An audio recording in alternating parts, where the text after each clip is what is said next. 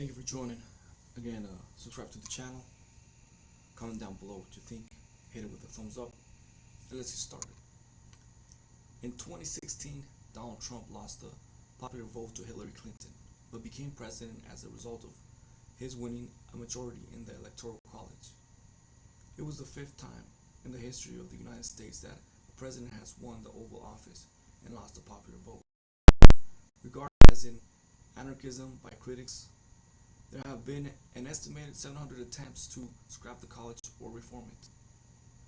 The first was made by Alexander Hamilton, one of the college's original architects in 1802, and the most recent was in 1969, when a constitutional amendment was given overwhelmingly backing by the House of Representatives but talked out by opponents in the Senate. When the amendment was finally brought before the Senate in 1979, it was backed by a majority of senators but fell short of the two-thirds majority needed for a constitutional amendment.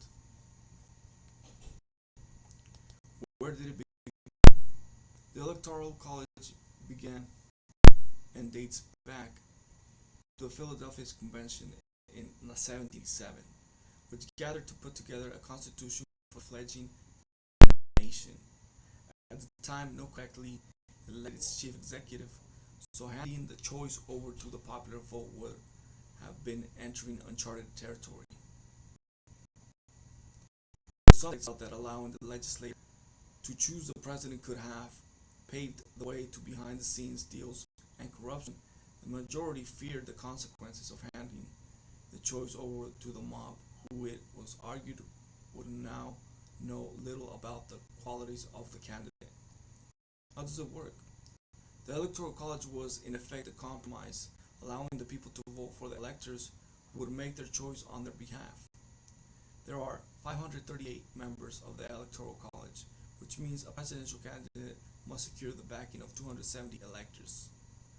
States' allocation of electors is based on population, and as a result of the 2020 census, 13 states saw the size of its delegation change. Texas gained 2 seats in the college.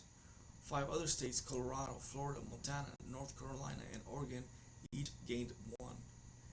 California, Illinois, Michigan, New York, Ohio, Pennsylvania, and West Virginia each lost 1. How are members chosen? Members of the Electoral College are chosen by the nominee for president. In reality, they are chosen by the campaign in cooperation with local activists. To reduce the risk of electors going rogue, members of the college would be reliable party members with a track record of falling into line. They meet in the state capitals on the first Monday after the second Wednesday in December to cast their ballots. The certified results are then sent to Washington, where on January 6th, the votes are tallied in a joint session of Congress, presided over by the sitting vice president. How are the votes distributed? Use our searchable tool to see how many votes each state receives. What happened on January 6th? Until January 6, 2021, the meeting of the Electoral College was regarded as a formality, with the vice president presiding over the meeting where the votes were counted.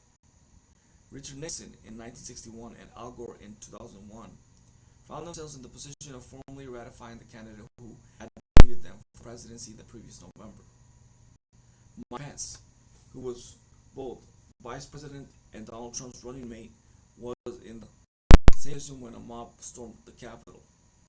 Had the mob succeeded in preventing Mr. Pence from presiding over the count, the choice of president would have fallen to the congressional delegations, with each state getting 1 vote.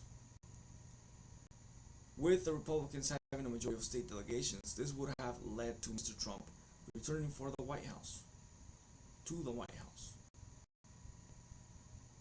Does my vote count? Yes, with certain qualifications. It is an indirect election, and candidates with a minority of the popular vote have won the presidency.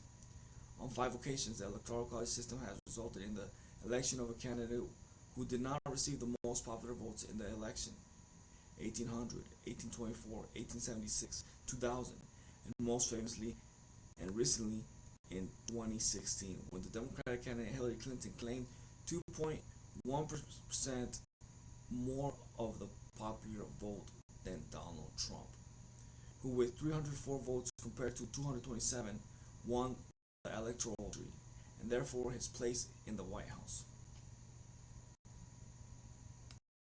Moving on. The White House bashed Republicans on Friday for what it argues are lies about the Hurricane Helen federal response effort. The White House focused on the claim that the Federal Emergency Management Agency is out of funding.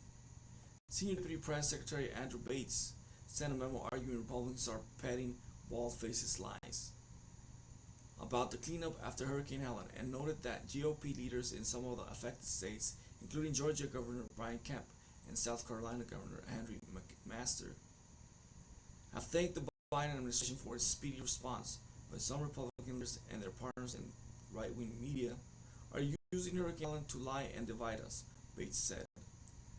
Their latest missive basically claiming that FEMA is out of money to respond to Hurricane Helen because of an existing program that supports cities and towns that are sheltering migrants. Former President Trump said at a rally in Michigan on Thursday that this disaster relief funding was all spent on migrants, while criticizing the administration's response effort. There's nobody that handles a hurricane or storm worse than what they're doing right now, Trump said. Kamala spent all her FEMA money, billions of dollars, on housing for illegal immigrants, many of whom should not be in our country. In Bates' memo, a headline about the former president's accusation against the Biden administration, noted used to support migrants' housing and services. None at all, Bates said. In fact, funding for communities to support migrants is directly appropriated by Congress to and merely administered by FEMA. Funding in no way related to FEMA response and recovery efforts. He outlined that already provided more than $45 million in direct financial assistance to individuals and families affected by the storm, including more than $17 million to North Carolina. He also warned about the consequences of spreading falsehoods when people are in need. Unfortunately, our country has seen the dangerous consequence of peddling falsehoods. In fact, disinformation of kind can discourage people from seeking critical assistance when they most need it. It is paramount that every leader, whatsoever their political beliefs, stop spreading this poison, it said. FEMA released a fact-check page Friday, outlining that no money has been diverted and that FEMA has enough money right now for intermediate response and recovery needs. President Biden has called on Congress to return access to pass for recess to pass additional funding to assist with the recovery efforts.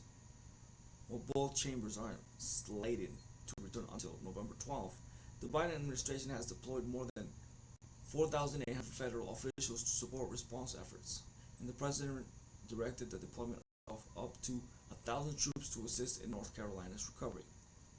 Biden visited the Tar Heel State on Wednesday and Florida and Georgia on Thursday to survey damage and meet with local officials.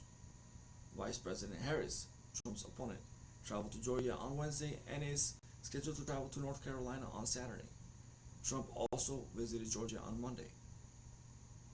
Again, thank you for watching, and of course, subscribe to the channel, comment down below what you think, and of course, hit it with a thumbs up. Thank you for joining, and of course, until next time.